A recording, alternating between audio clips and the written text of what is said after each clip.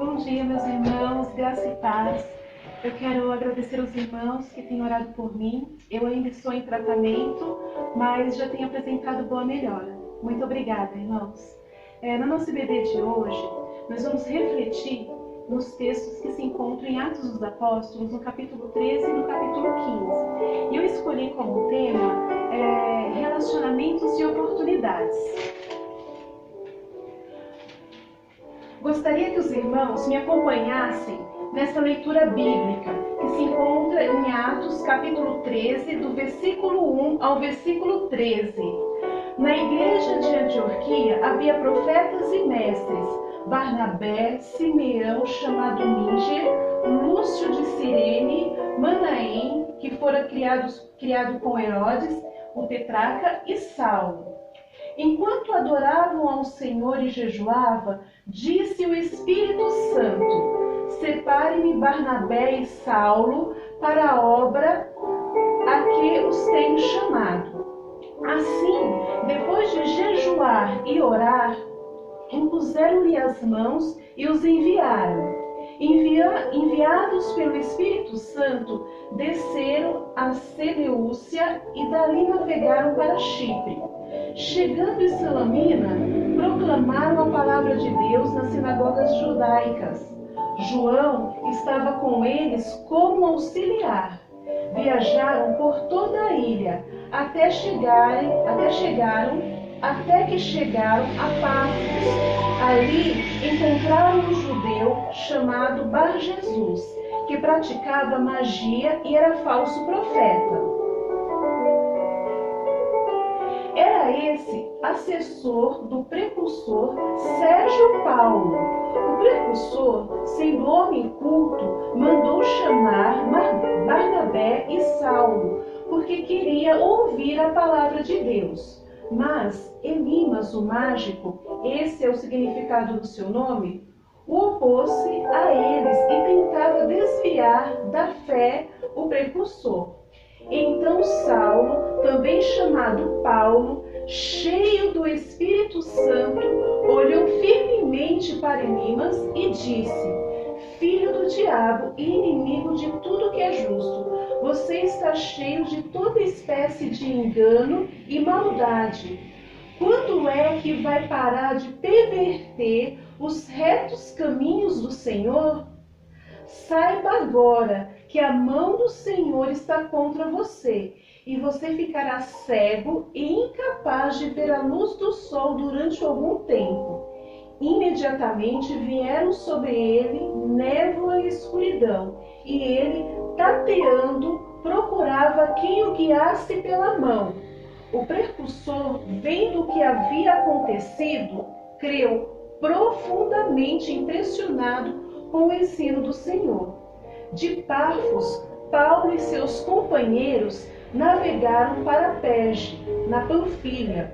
João os deixou ali e voltou para Jerusalém. Bem, irmãos, nesse primeiro momento, nesse texto de Atos, capítulo 13, retrata a primeira viagem missionária de Paulo. E aí vocês viram, irmãos, eu acho que deu para perceber com a leitura que havia realmente uma guerra espiritual, né? É tanto que houve uma preparação, houve muita oração, houve jejum, até que eles saíram em viagem para fazer a obra de Deus. Encontraram alguns obstáculos, mas lógico, né, com a autoridade do Senhor, né, e cheios do Espírito Santo, isso não foi obstáculo nenhum. Eles fizeram a obra de Deus. Agora a gente vai prosseguir a nossa leitura no capítulo 15. Algum tempo depois, Paulo disse a Barnabé: voltemos para visitar os irmãos em todas as cidades onde pregamos a palavra do Senhor, para ver como estão indo.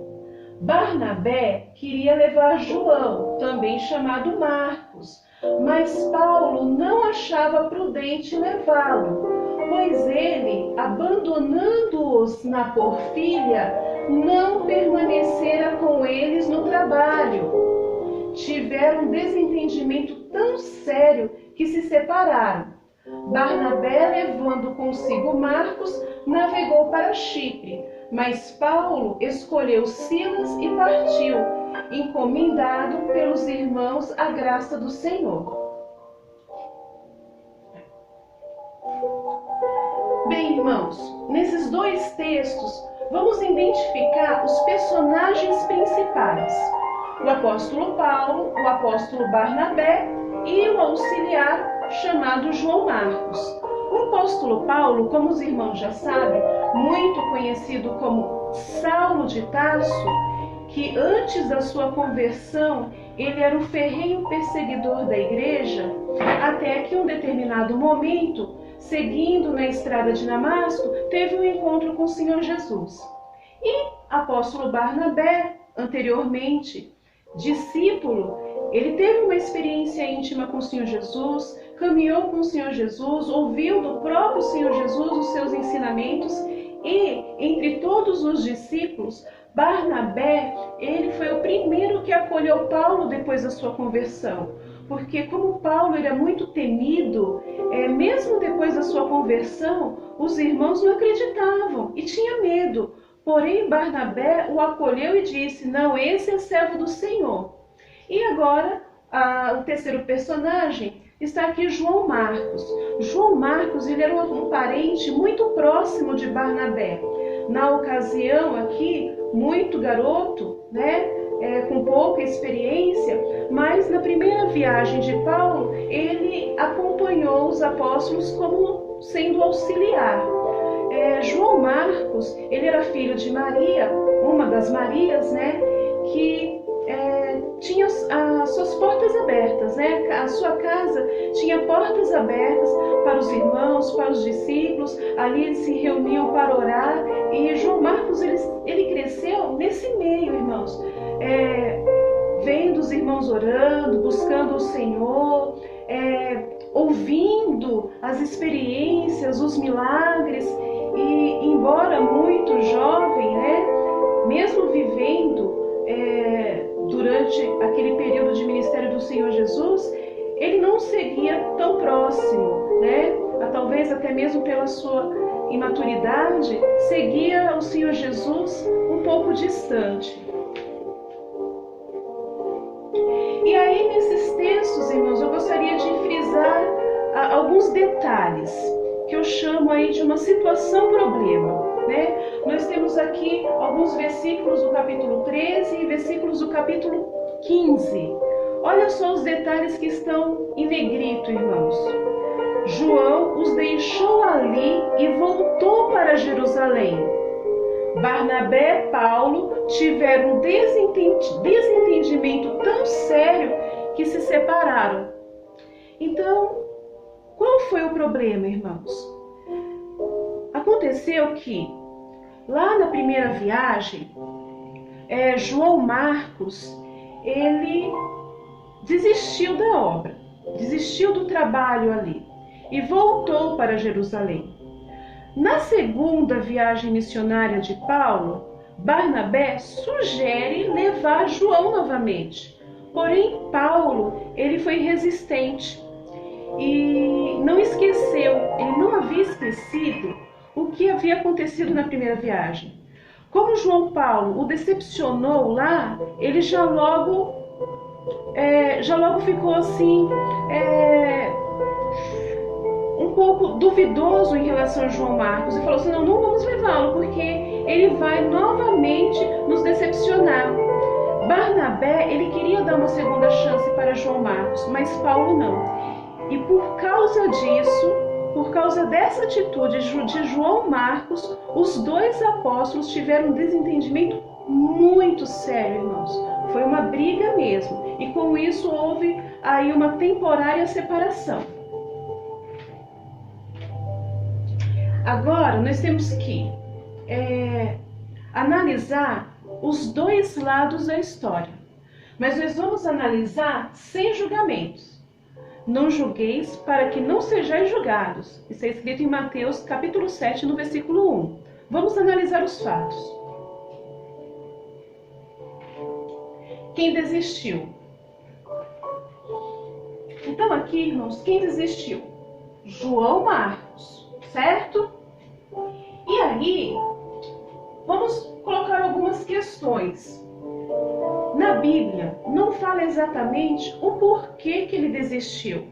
Estava lá com os apóstolos, fazendo a obra de Deus, e em determinado momento ele foi embora, voltou para Jerusalém. Será que foi por questões pessoais? Interessante até pensarmos, irmãos, que quando alguma coisa na nossa vida secular, alguma coisa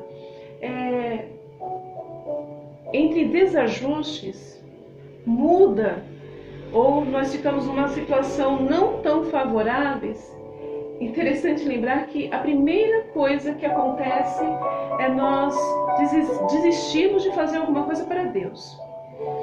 Se é uma tristeza, logo pensamos em deixar o trabalho, ou não cantar mais, enfim. O trabalho do Senhor sempre é o primeiro que sofre. Mas eu não sei quais foram as questões pessoais que levaram João Marcos a desistir. Será que ele teve medo? Será que foi o arrependimento? Talvez ele achou que fosse diferente. Quando ele aceitou aquele compromisso, quando ele aceitou aquele convite, ele achava uma coisa. E ao chegar lá, presenciar aquela cena, aquele ar de guerra espiritual, será que aquilo não o impressionou demais? Será que não deixou ele até mesmo inseguro, se sentindo incapaz de fazer a obra do Senhor? Enfim, irmãos, são situações que fazem parte da nossa fragilidade humana. É compreensível. Mas agora, irmãos, vamos analisar quem foi deixado. Veja bem, estava Paulo, Barnabé e seu auxiliar João Marcos. Eles contavam com João Marcos, né? As pessoas contam com você. Ele assumiu um compromisso. Paulo, Barnabé e outros irmãos que ali estavam fez um planejamento e foram deixados na mão. Se coloque no lugar daquele que foi deixado. As pessoas acreditam em você. Eles acreditaram em João Marcos. E é muito normal também nós criarmos expectativas em relação às pessoas.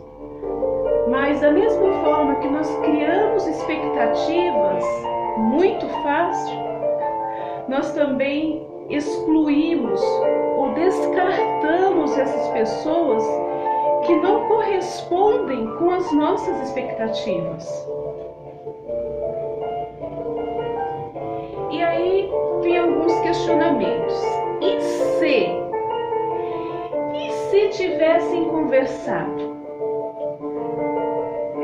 Eu gostaria de fazer menção dessa frase que um dia a Débora Santana me disse e eu nunca mais esqueci.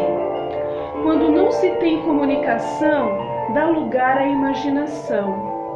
Talvez, irmãos, se João Marcos tivesse conversado, chamado os irmãos para conversar, colocado os seus questionamentos, os seus medos, as suas dificuldades, eles talvez não tivessem imaginado tanta coisa negativa de João Marcos, como irresponsabilidade, falta de compromisso,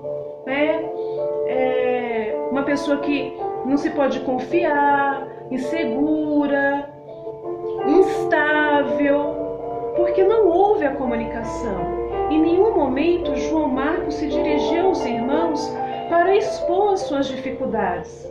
Por isso, irmãos, a importância da comunicação efetiva, de nós falarmos realmente com sinceridade aquilo que nós pensamos, aquilo que nós achamos, para que possamos estarmos em comum acordo. Como não teve a comunicação, os irmãos que foram deixados lá no trabalho sozinhos imaginaram muitas coisas negativas a respeito de João Marcos. E se houvesse flexibilidade? Porque é importante também lembrarmos, irmãos, que Paulo, ele foi criado assim, num regime rigoroso. A sua própria profissão como militar já o fazia uma pessoa muito rígida, né? Inflexível. E nesse momento, poderia ser diferente se houvesse menos pressão, menos cobrança, menos perfeição, né? Porque da mesma forma que Paulo, quando Saulo, ele era rígido, quando veio se converter ao Senhor Jesus, ele mantinha esse padrão, porque ele fazia a obra do Senhor com zelo.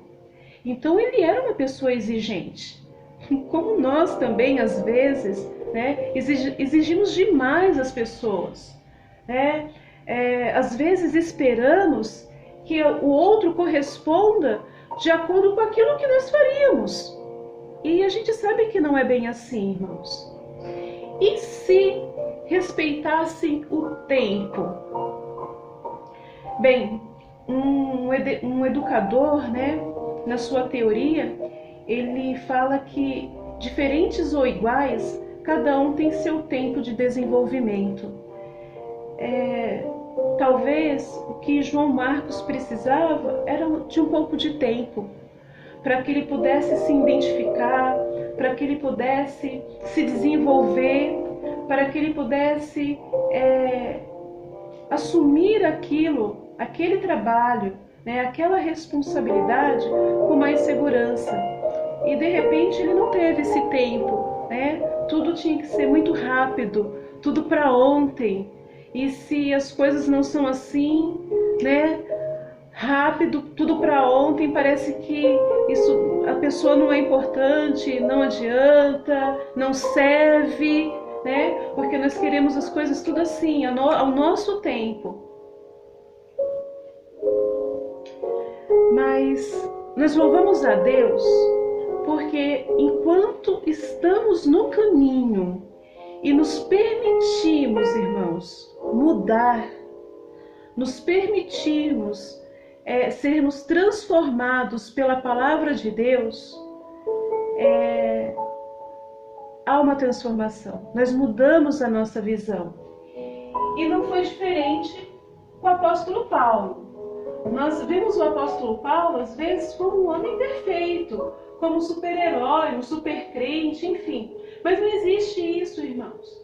Nós somos seres humanos, falhos, e Deus conhece a nossa fragilidade. E o apóstolo Paulo, assim como eu e você, estamos a qualquer momento sujeitos ao erro se nós não vigiarmos.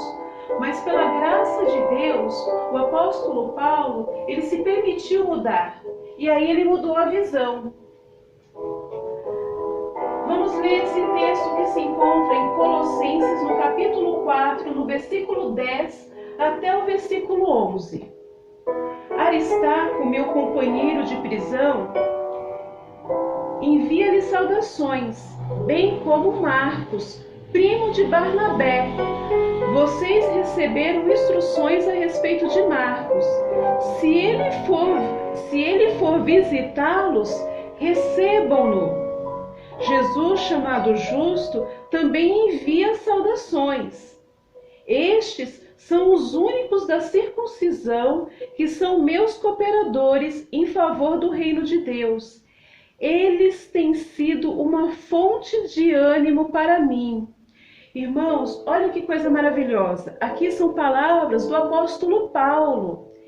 Ele está escrevendo à igreja, lá em Colossos, e ele faz menção de todos os seus companheiros no trabalho do Senhor, inclusive João Marcos. E olha o que ele diz: eles têm sido uma fonte de ânimo para mim. Ou seja, a visão de Paulo em relação a João Marcos mudou. Ou seja, ele deu aqui uma oportunidade. Paulo, com essa mudança de visão, ele conseguiu restaurar o seu relacionamento com João Marcos. E lá em 2 Timóteo, no capítulo 4, no versículo 11, olha só o que ele diz mais. Só Lucas está comigo. Traga Marcos com você, porque ele é muito... Desculpa, irmãos. Traga Marcos com você, porque ele me é útil para o ministério. Olha que coisa maravilhosa, irmãos.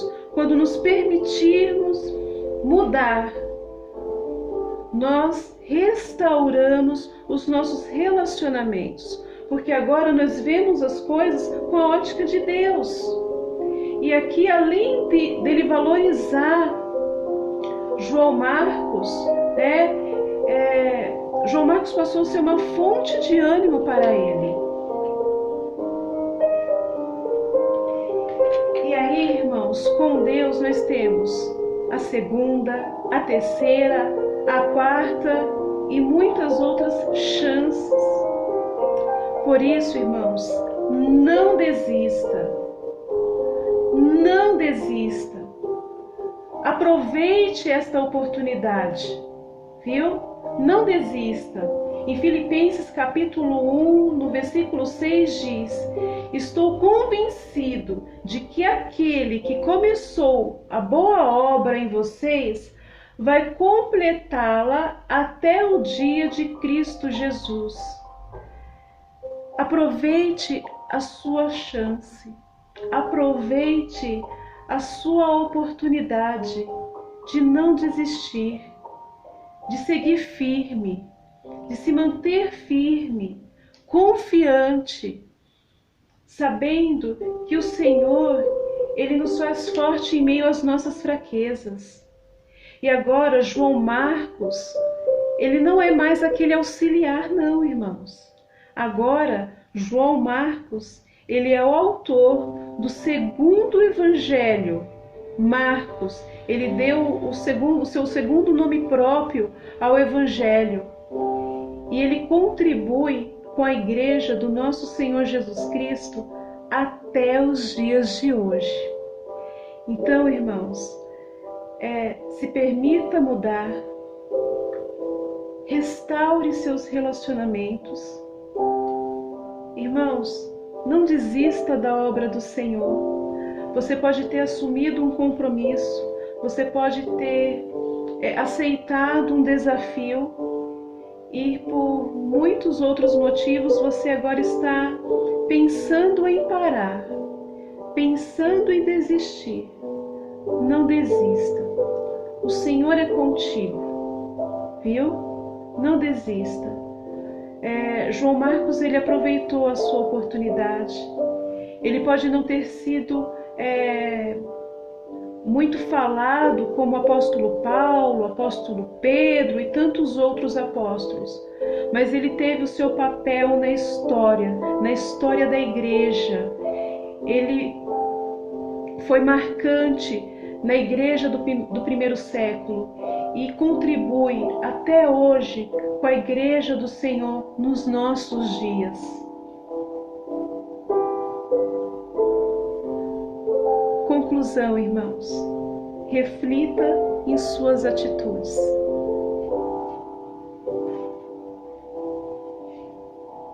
Reflita nas suas atitudes.